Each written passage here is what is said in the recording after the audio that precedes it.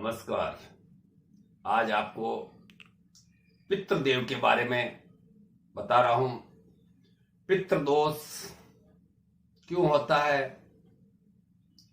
जब भी किसी व्यक्ति का और दैहिक कर्म उत्तम नहीं होता तब पितृदोष आरंभ होता है। यथा योग्य ब्राह्मणों को बुलाकर और दैहिक कर्म न कराने से नाना प्रकार के पितृ कुछ न कुछ पारिवारिक अशांति, क्लेश,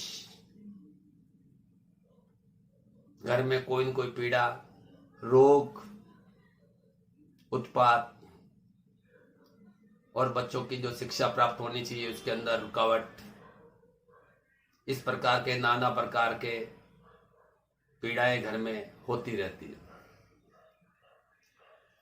पितृदोष जन्म कुंडली के अंदर भी जब चंद्र केतु, सूर्य राहु, सूर्य केतु, चंद्र केतु, गुरु राहु इत्यादि या मंगल राहु इत्यादि ग्रहों का जब योग बन जाता है तब भी पितृदोष रहता है। एक साथ में कभी पितृदोष नहीं होता, धीरे धीरे ये अपना असर बताते हैं और आदमी का खून चूसते रहते हैं। व्यक्ति परेशान रहता है आखिर में है क्या।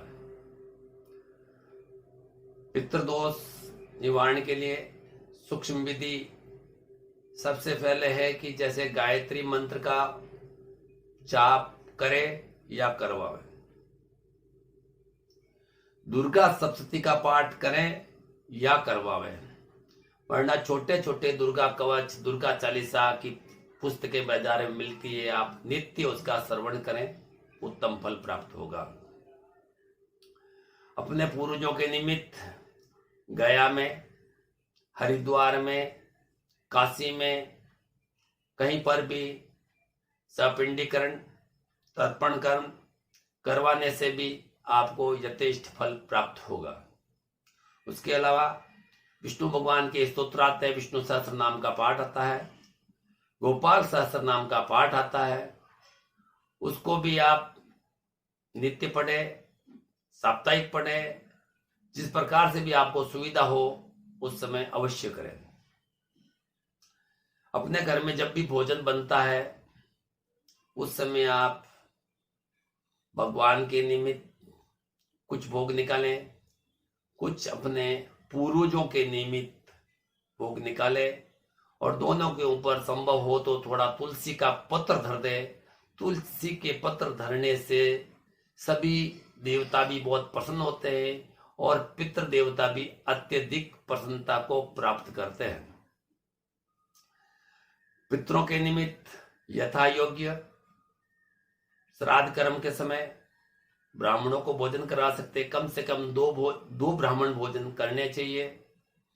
अगर कोई आप पितरों का विशेष कर्म करे हैं उसके अंदर 3 और त्रिपंडीय कर्म होता है। सभी प्रकार के पूर्वजों को दोष निवारण के लिए त्रिपंडी होता है, उसके अंदर 5 ब्राह्मणों को भी निमंत्रण दे सकते हैं, कर्म करवा सकते हैं।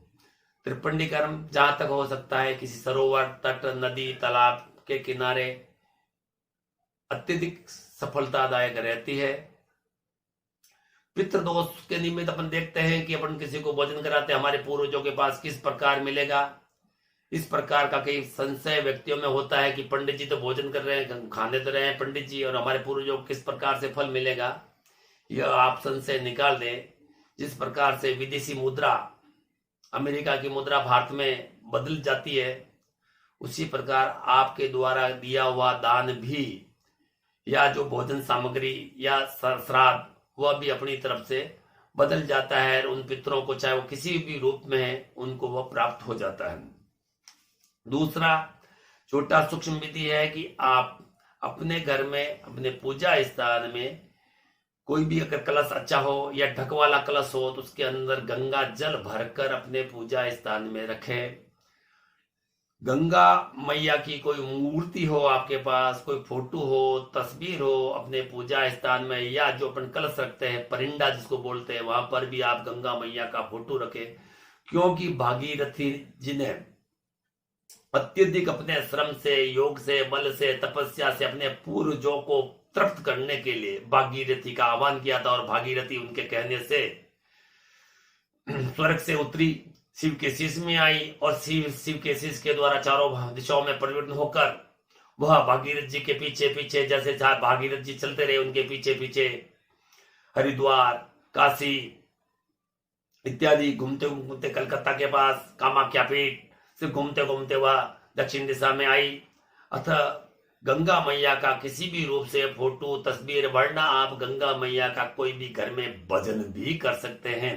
भजन करने से भी आपको अत्यधिक पितृदोषों को निवारण में अत्यधिक सफलता और सहयोग प्राप्त होगा।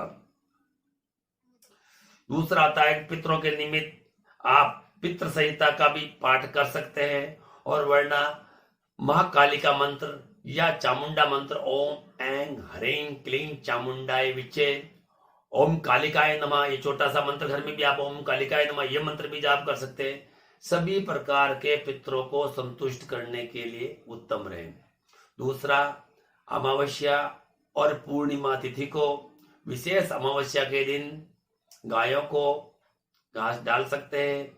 आसपास में कोई भी यथा योग्य कोई मंदिर हो, वहां पुजारी हो, तो उसको आप सूखी भोजन की सामग्री दे सकते हैं।